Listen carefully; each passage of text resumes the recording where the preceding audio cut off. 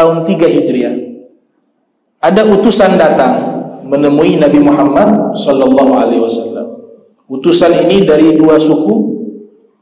Mereka meminta Nabi mengajarkan kepada mereka ajaran agama Islam. Mereka beralasan ada keinginan untuk menerima agama Islam. Maka Rasulullah SAW mengutus 10 orang datang kepada 2 suku Arab ini untuk mengajarkan Islam. Nabi mengangkat seorang sahabat menjadi amir, menjadi pemimpin bernama Asim bin Thabit. Asim bin Thabit menjadi pemimpin dari delegasi tersebut. Tujuannya datang untuk mengajar. Tidak ada persiapan secara militer, membawa senjata dan seterusnya, tidak. Karena mereka niatnya itu mengajar.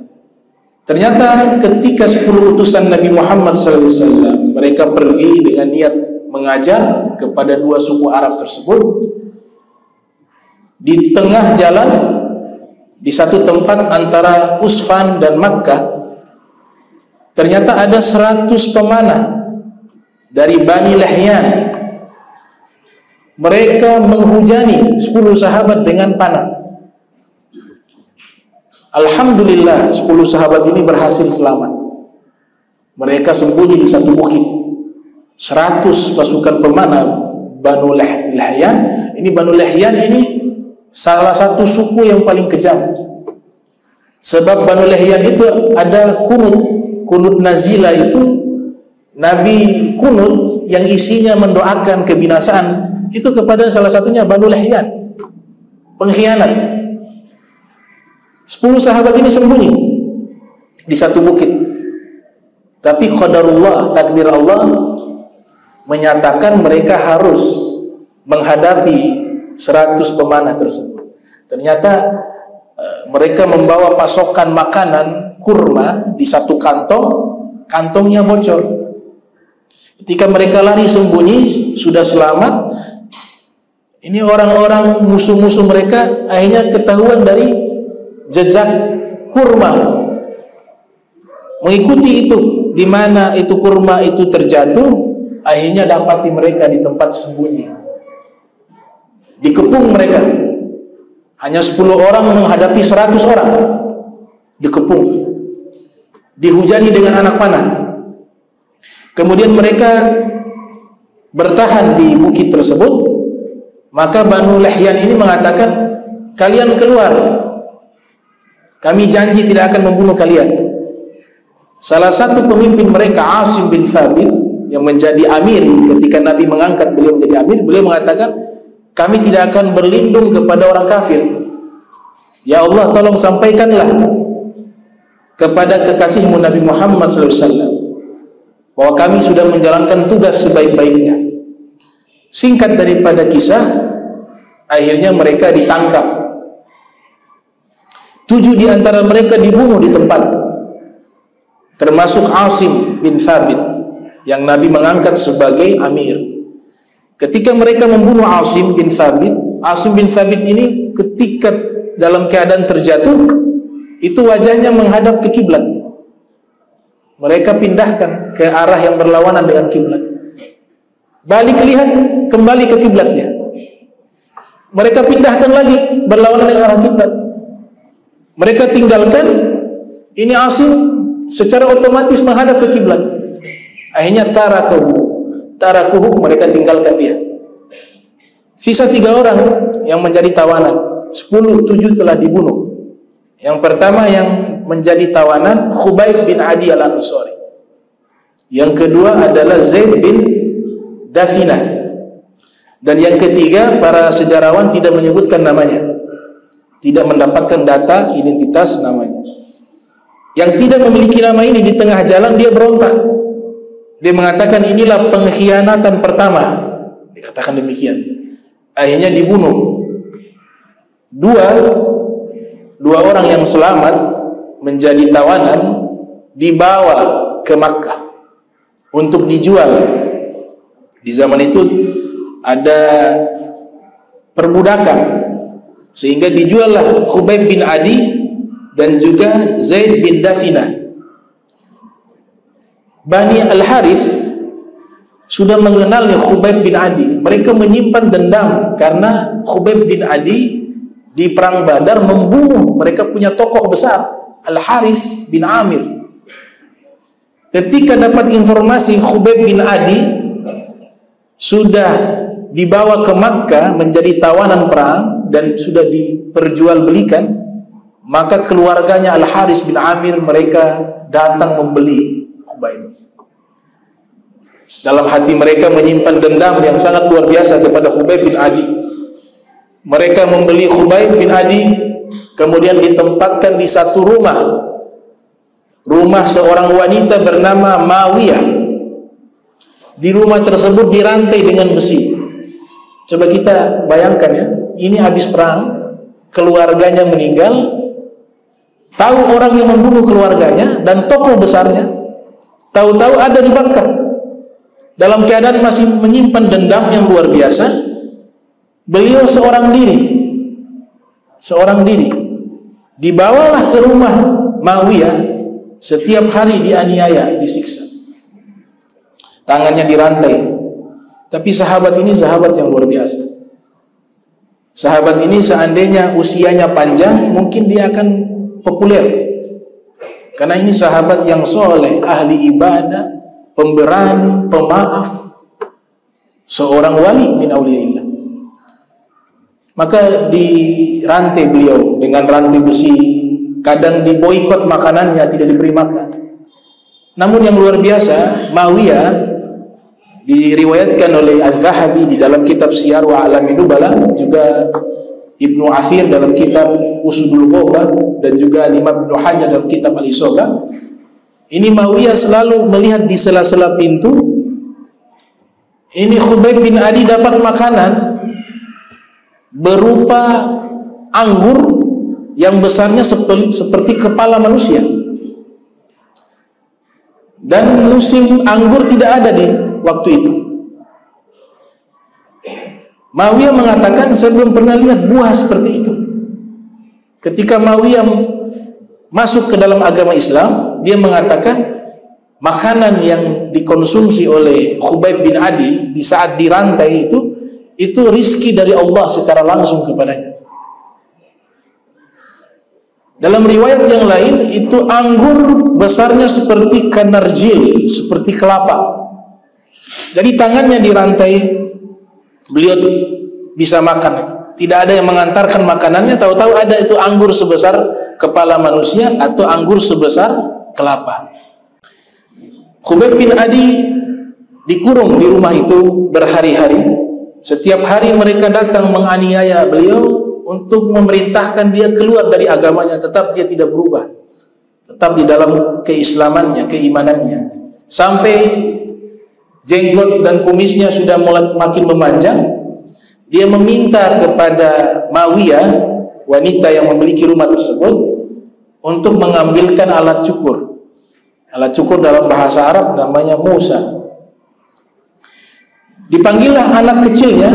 Mawiyah punya anak kecil, dititipkan ini pisau atau alat cukur untuk diberikan kepada Khubayb bin Adi. Anak ini membawa alat cukur tersebut. Sampai di Khubayb bin Adi, Mawiyah terlintas di dalam benaknya, ini tawanan, bisa saja nanti dia membunuh anak saya, atau dia menawan anak saya untuk dia bisa bebas. Mawiyah masuk ke dalam rumah tersebut, ternyata anak itu sedang ada di pangkuannya Khubayb bin Adi, sedang bermain-main. Masuk ini Mawiyah. Khubayb bin Adi kasyaf, tahu tuh bisikan hatinya Mawiyah. Dia mengatakan, ya fulana, wahai fulana, engkau menyangka saya akan menyakiti anakmu? Demi Allah, saya tidak akan lakukan hal itu. Saya tidak membalas kezaliman dengan kezaliman. Dan kami dididik bukan menjadi orang-orang seperti itu, kata Khubayb bin Adi. Itu anak dibebaskan. Maka datanglah ini orang-orang musyrik, para pembesar-pembesarnya. Mereka sudah putus asa, ini tidak bisa dirubah keimanannya orang ini. Akhirnya mereka putuskan dieksekusi. Luar biasanya mereka eksekusi di Tan'im. Ada satu tempat di luar tanah haram, pinggiran kota Makkah, namanya Tan'im. Kenapa mereka tidak langsung eksekusi di Makkah? Walaupun mereka musyrik, mereka punya keyakinan itu tanah suci. Tanah suci tidak boleh dibunuh orang di situ, tidak boleh berperang di tanah suci, dan tidak boleh melakukan kezoliman di tanah suci. Jadi mereka sadar tuh mereka sedang melakukan kezoliman. Dan mereka tidak berani mengotori tanah suci. Dibawalah Khubayb bin Adi ke Tan'im. Tidak ada rasa takut sama sekali. Digertak, ditakut-takutin oleh orang musyrik, mengatakan, teman kamu yang ikut tertawan, Zaid bin Dathina, sudah dibunuh, ditusuk dengan tombak dari dubur sampai tembus ke dada. Kau tidak takut? Dia mengatakan tidak. Saya tidak takut. Saya berpasrah kepada Allah Subhanahu wa ta'ala. Gak ada rasa takut sama sekali. Sampai di Tan'im, dia meminta kepada orang-orang musyrik Quraisy, da'auni usalli rak'atain. Boleh saya minta satu permintaan? Apa itu kata mereka? Izinkan saya sholat 2 rakaat. Izinkan saya sholat. Padahal ini mau dieksekusi. Maka diizinkan Khubayb bin Adi sholat 2 rakaat. Ketika beliau sholat 2 rakaat, beliau mempercepat sholatnya. Padahal biasanya beliau ini ahli ibadah, ahli sholat. Kalau sholat itu panjang, lama. Tapi pada waktu itu justru sholatnya dicepatkan. Beliau melihat kepada Al-Ghajjal yang ada di sampingnya, dia katakan, seandainya kalau saya tidak khawatir dianggap penakut karena sholat saya lama, maka saya akan panjangkan sholat saya. Tapi saya tidak mau dikatakan penakut atau takut mati, maka saya mempercepat sholat saya. Dia menghadap, habis sholat, dia menyatakan kalimat, Allahumma inna qad ballagna risalata rasulik faballighul ghadah ma fu'ila bina. Ya Allah, saksikanlah saya sudah melaksanakan tugas Rasul Nabi Muhammad SAW. Maka tolong sampaikanlah kejadian ini yang menimpa saya kepada kekasihmu Nabi Muhammad SAW. Nabi di kota Madinah. Khubayb selepas mengucapkan kalimat tersebut, mengucapkan salam, mengarah ke kota Madinah, kemudian mengucapkan Assalamualaikum ya Rasulullah. Nabi sedang duduk dengan para sahabat di kota Madinah. Secara spontan Nabi menjawab panggilan salam itu. Waalaikumsalam. Sahabat bertanya, ya Rasulullah, engkau menjawab salamnya siapa? Tidak ada orang yang datang. Kata Nabi, saya menjawab salamnya Khubayb. Khubayb bin Adi memberikan salam. Padahal tidak ada satupun orang yang mengetahui keadaan Khubayb. Peristiwa diserang oleh Banu Lahyan itu tidak ada yang tahu. Tapi Nabi ketika dapatkan salam tersebut, Nabi sudah tahu. Nabi mengetahui bahwa Khubayb dalam keadaan bahaya, dalam keadaan terancam mau dibunuh. Lepas itu mereka bawa Khubayb. Dan ulama hadis mengatakan, inilah orang pertama yang melaksanakan sholat sebelum dieksekusi. Sekarang ini jadi sunnah. Orang kalau mau hukum mati pakai hukum Islam, kisos dan lain sebagainya, diizinkan mereka sholat 2 rakaat dulu, kemudian dieksekusi. Nah, orang pertama yang melakukan itu adalah Khubayb bin Adi Al-Ansari Al-Aus. Dibawalah Khubayb bin Adi. Sudah disiapkan tiang salib. Makanya disebutkan awwalu man suliba fil Islam. Orang pertama yang disalib di dalam sejarah Islam adalah Khubayb bin Adi. Beliau disalib. Setelah disalib, beliau berdoa. Beliau punya doa ini disaksikan oleh seorang sahabat yang sebelumnya masih musyrik, namanya Sa'id bin Amir. Kelak menjadi gubernur di Syam di masa khilafah Umar bin Khattab. Beliau berdoa, Allahumma ahsihim adada waqtulhum badada wala tughadir minhum ahada. Ya Allah, hitunglah mereka ini satu persatu dan musnahkanlah mereka yang telah menganiaya saya, menyiksa saya. Wala tughadir minhum ahada, dan jangan pernah ya Allah engkau luputkan salah seorang dari mereka. Artinya beliau berdoa agar mereka semua ini binasa. Yang hadir, yang ikut andil membunuh semuanya. Karena yang hadir banyak. Beliau sendiri. Ketika beliau sudah disalib, Abu Sufyan datang menghampiri, memberikan kesempatan terakhir kepada Khubayb bin Adi. Wahai Khubayb, engkau mau tidak kalau Muhammad mengganti posisimu dan engkau pulang ke keluargamu, ke istrimu, ke anak-anakmu? Kata Khubayb bin Adi, la uhib an akuna fi ahli wa Rasulullah sallallahu alaihi wasallam yushaku bi syaukah. Demi Allah, saya tidak ingin bersama keluargaku bahagia, senang, sedangkan Nabi Muhammad sallallahu alaihi wasallam terinjak satu duri. Itu saya tidak senang. Itu Abu Sufyan mengatakan, wallahi ma ra'aitu ahadan minan nas yuhibbu ahadan kahubbi ashabi Muhammadan. Demi Allah, saya belum pernah melihat ada seseorang mencintai seseorang seperti cintanya para sahabat kepada Nabi Muhammad SAW. Kemudian mulai mereka memanah, dipanah beliau. Akhirnya beliau pun ketika dipanah masih ada nafas. Ya. Dalam riwayat yang lain sudah dipanah, panahnya pakai api. Dan dipanah berulang-ulang kali. Khubayb bin Adi di saat sudah dalam keadaan sekarat, karena begitu banyak panah yang terhunus ke tubuhnya, masih ada sisa-sisa nafas, datang satu Al-Gojo. Al-Gojo ini adalah putra dari Al-Haris bin Amir, yang dimana Khubayb membunuhnya di perang Badar. Namanya Uqbah ibn Al-Harith. Dibunuhlah Khubayb dengan pedang. Setelah itu dibiarkan dia di tiang salib tersebut. Nabi kita Muhammad SAW, beliau di kota Madinah mengetahui peristiwa itu. Beliau mengatakan di hadapan sahabat-sahabatnya, wa man yunzilu Khubayba an khashabatihi lahul jannah. Wahai sahabat-sahabatku, siapa yang bisa menurunkan Khubayb dari tiang salib tersebut, bagi dia surga. Maka Zubair bin Awam mengatakan, saya ya Rasulullah, saya akan pergi ke Makkah, saya akan melepaskan Khubayb dari tiang salib.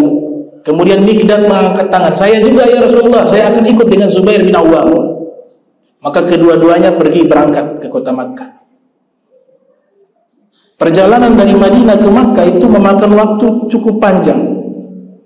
Mungkin diperkirakan 7 hari. Ketika mereka sampai di Tan'im, ada 40 pengawal menjaga ini Khubayb bin Adi yang sudah disalib, agar tidak ada yang menurunkan Khubayb bin Adi. Yang luar biasa, ketika 4 pengawal ini tertidur, Zubair bin Awam datang, kemudian melepaskan Khubayb bin Adi dari tiang salib tersebut. Dalam riwayat ini menyebutkan terjatuh itu jenazah. Ketika terjatuh itu jenazah, itu tanah dia membuka secara otomatis. Kemudian Khubayb masuk ke dalam dan tanah itu tertutup. Makanya julukannya Bali'ul Ard. Julukan beliau Bali'ul Ard. Bali'ul itu artinya orang yang ditelan bumi. Para sufi mengatakan, karena langit dan bumi ridho kepada orang seperti Khubayb, mereka menyambut kedatangan Khubayb. Tanpa digali, tanah sudah menyambut. Hilang jejak waktu itu. Riwayat kedua menyatakan Khubayb bin Adi dilepaskan dari tiang salib. Kemudian orang-orang musyrik, ada 7 orang, terbangun dari tidur mereka. Mereka melihat Khubayb bin Adi sudah dibawa oleh seseorang dengan menggunakan kuda. Maka dikejarlah orang tersebut. Di tengah perjalanan atau tengah perjalanan tersebut, jenazah Khubayb terjatuh dari kuda. Ketika terjatuh, langsung masuk ke dalam tanah dan hilang jejak. Sampai mereka akhirnya mengetahui kejadian ini, para sahabat Nabi yang ada di kota Madinah, mereka semuanya sedih. Tapi Rasulullah SAW ketika datang dua sahabat, Zubair bin Awwam dan Miqdad, yang sudah Nabi memberikan jaminan siapa yang menurunkan jenazahnya Khubayb dari tiang salib, lahul jannah, bagi dia wajib surga. Mereka menagih janjinya kepada Rasulullah, ya Rasulullah, kami sudah turunkan. Kata Nabi, lahul jannah, bagi dia Miqdad surga, walakal jannah, dan bagi engkau juga surga. Berarti ini sahabat yang sangat mulia, Khubayb bin Adi. Nah, beliau wafat pada tahun 4 Hijriah. Peristiwa itu terjadi pada tahun 4 Hijriah. Waktu berjalan, Sa'id bin Amir yang pada waktu itu menjadi saksi mata, hadir di tempat di mana Khubayb bin Adi dieksekusi. Tapi dalam hatinya beliau menolak. Cuma waktu itu beliau usianya masih muda, sedangkan yang ada di hadapan beliau para pembesar-pembesar Quraisy yang usianya jauh lebih tua dari beliau. Masuk Islam, wa hasuna islamu, dan keislamannya baik, keislamannya bagus. Dilantik menjadi gubernur di masa khilafah Umar bin Khattab. Ini diceritakan di dalam kitab Al-Isobah fi Tamyiz Sahabah. Ketika menjadi gubernur, ini ada hal unik terjadi. Sa'id bin Amir, Sayyidina Umar meminta data-data para gubernurnya dan juga data-data orang-orang miskin untuk diberikan zakat. Sampailah data tersebut kepada Sayyidina Umar bin Khattab di kota Madinah. Orang-orang yang wajib diberikan bantuan berupa zakat, ternyata ada nama gubernur di situ. Gubernurnya bernama Sa'id bin Amir. Jadi bisa bayangkan gubernur wajib terima zakat. Sayyidina Umar heran, ini Sa'id bin Amir yang saya lantik sebagai gubernur, kok dia namanya ada sebagai mustahik, orang yang berhak menerima zakat? Maka mereka katakan, wahai Amirul Mukminin, Sa'id bin Amir walaupun seorang gubernur, tapi dia orang paling miskin di antara kami. Gubernur tapi orang paling miskin di antara kami. Luar biasa. Sayyidina Umar heran, kok bisa demikian? Mereka katakan rumahnya petak, makannya sehari sekali, bajunya hanya satu, pakaiannya hanya satu. Terus gaji yang saya kasih, ya sedekahkan untuk umat.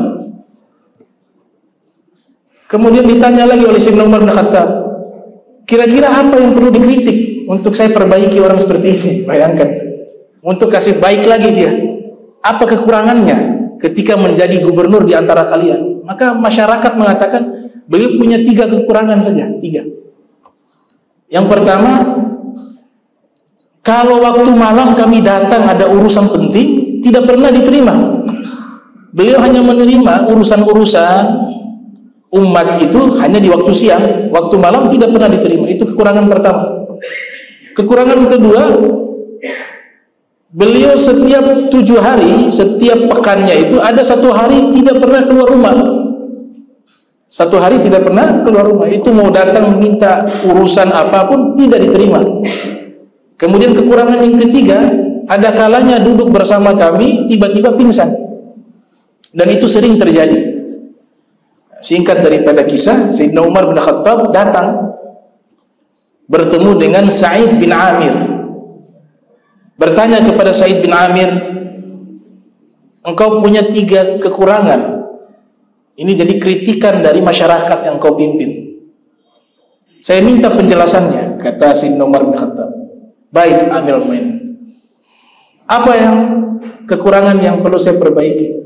Kata Sayyidina Umar, yang pertama, masyarakat mengatakan engkau itu kalau waktu malam ada hajat dari masyarakat kepada dirimu, tidak pernah engkau terima waktu malam. Engkau hanya menerima di waktu siang. Apa yang kau lakukan? Kenapa seperti itu? Kata Sayyidina Umar bin Khattab. Engkau kan gubernur, harus menerima semua keluhan masyarakat. Kata beliau apa? Saya punya waktu untuk masyarakat, sudah habis untuk waktu siang. Itu saya kasih untuk mereka. Kemudian waktu malam saya khususkan untuk Allah. Waktu siang saya sudah kasih untuk makhluk. waktu malam saya khususkan waktu saya untuk Allah Subhanahu wa ta'ala.